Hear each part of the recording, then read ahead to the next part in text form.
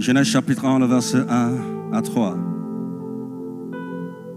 Au commencement, Dieu créa les cieux et la terre. Verset 2. La terre était informe et vide. Il y avait des ténèbres à la surface de l'abîme. Et l'Esprit de Dieu se mouvait au-dessus des eaux. Dieu dit que la lumière soit, et la lumière fut. Au commencement, Dieu le Père. Pour ceux qui ne croient pas à la Trinité est biblique. Ce n'est pas écrit Trinité dans la Bible, mais c'est des concepts où tu as besoin de révélations pour croire à cela. Alléluia. Je suis désolé, mais s'il y a quelqu'un qui ne croit pas, par la grâce de Dieu, tu vas comprendre et croire un jour. Alléluia. Parce que toutes choses dans la Bible, c'est des processus. Si tu n'as pas compris à la phase B, tôt ou tard, à la phase D, tu comprendras. Alléluia. La Bible dit au commencement, Dieu créa, Dieu le Père. Dieu le Père créa les cieux et la terre. La Bible dit la terre était informe et vide. De la même manière où tu es né dans ta famille, tu étais encore informe et vide. Il n'y avait rien de l'esprit en toi. Il n'y avait rien de dépôt en toi. Il n'y avait rien de capacité en toi. C'est la raison pour laquelle tu as besoin du Saint-Esprit. Il dit au commencement, Dieu créa les cieux et la terre. La terre était informe et vide. Et l'Esprit de Dieu se mouvait.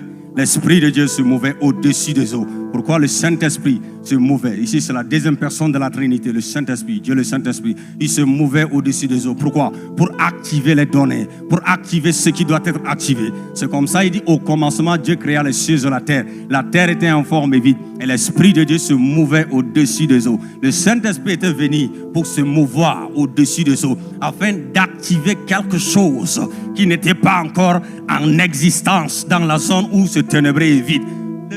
La terre était complètement sombre. Il n'y avait rien sur la terre. Maintenant, la Bible dit que la troisième personne de la Trinité, Dieu le Fils, arrive. Maintenant, Dieu le Fils n'arriva pas seul. Dieu le Fils arrive avec Dieu le Père.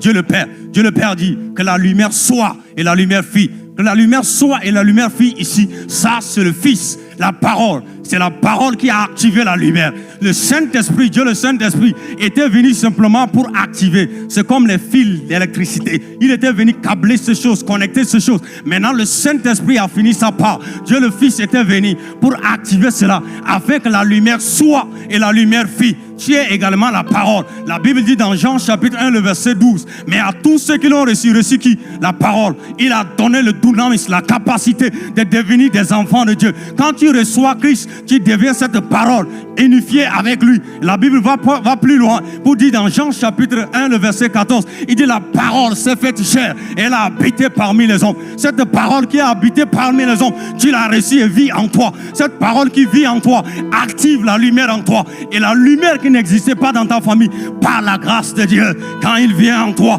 cette lumière sera activée.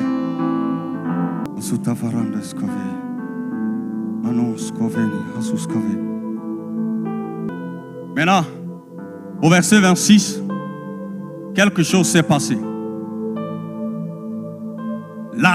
Dieu le Père va s'asseoir pour convoquer la réunion de la Trinité. Maintenant, Dieu le Père convoqua le Saint-Esprit, convoqua Dieu le Fils. Puis Dieu dit, faisons l'homme à notre image, selon notre ressemblance, et qu'il domine sur les poissons de la mer, sur les oiseaux du ciel.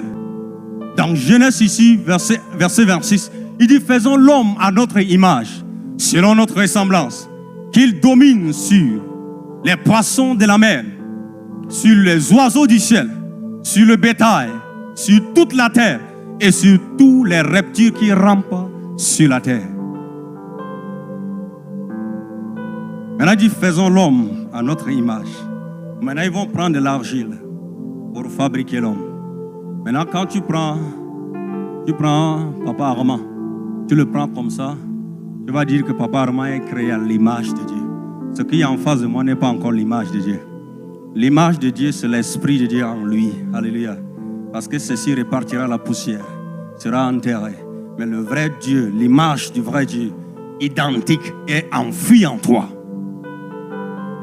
C'est comme ça il a soufflé de son souffle dans son narine.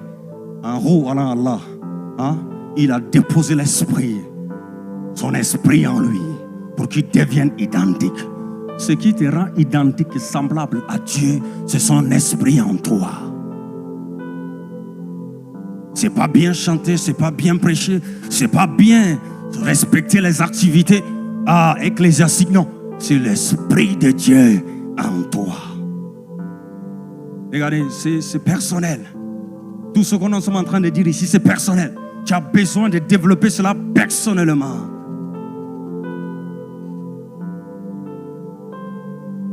Maintenant, il a créé Adam.